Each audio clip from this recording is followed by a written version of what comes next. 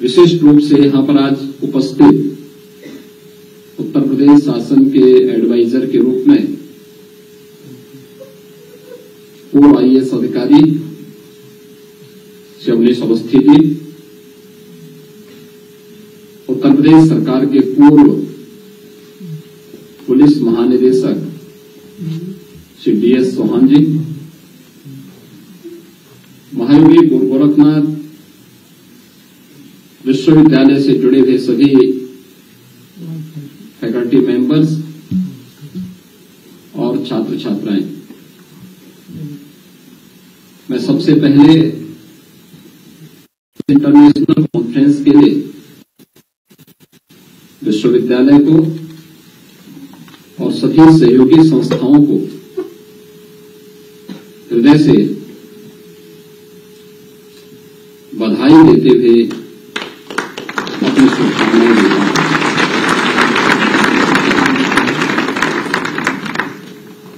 एक विश्वविद्यालय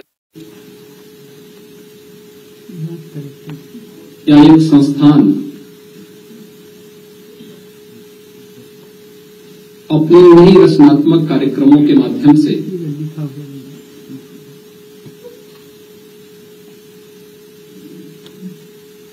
वर्तमान पीढ़ी को नवीन ज्ञान से ओतप्रोत कर सकती है।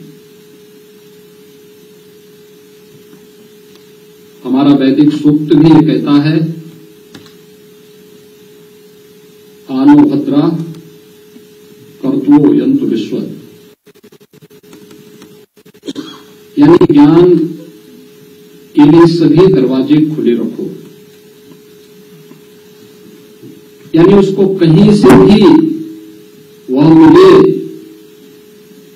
तो उसके लिए रास्ते कभी बंद मत करो।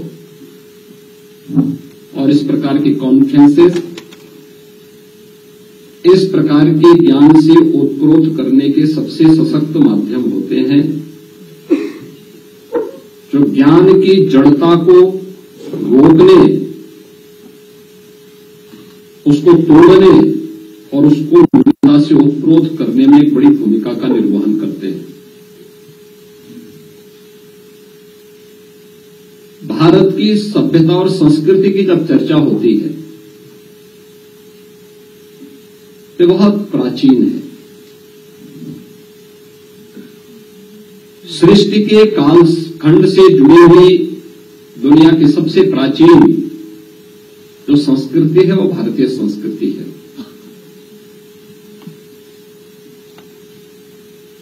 अलग अलग कालखंड में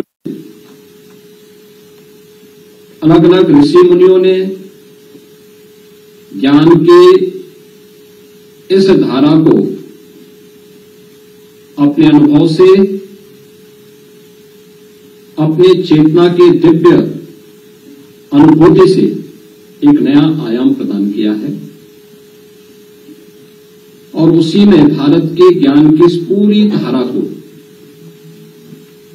4 संहिता के रूप में लिपिबद्ध करने का नेतृत्व जिस महापुरुष ने किया था वे थे महर्षि वेदव्यास। वेदव्यास ने चारों वेदों को, ऋग्वेद को, यजुर्वेद को, सामवेद को और अथर्ववेद को लिपिबद्ध करके संहिताबद्ध करते हुए आने वाली पीढ़ी के लिए दिया। पहले ज्ञान की धारा भारत के अंदर श्रवण परंपरा से थी, गुरु शिष्य परंपरा से चलती थी,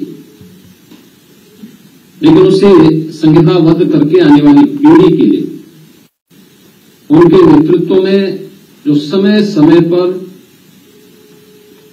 भारत के ऋषियों की आपसी चर्चा परिचर्चा के परिणाम स्वरूप जो ज्ञान आगे बढ़ा, उस पूरी टीम को नेतृत्व उन्होंने दिया था। महर्षि वेदव्यास को यह भी श्रेय जाता है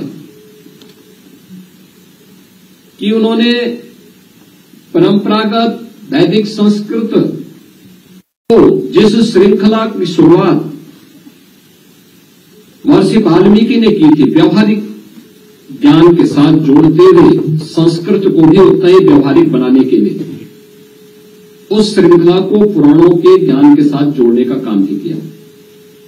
श्रीमद् भागवत महापुराण आज से 5000 वर्ष पहले रचा गया वही एक पवित्र महत्वपूर्ण पुराण है,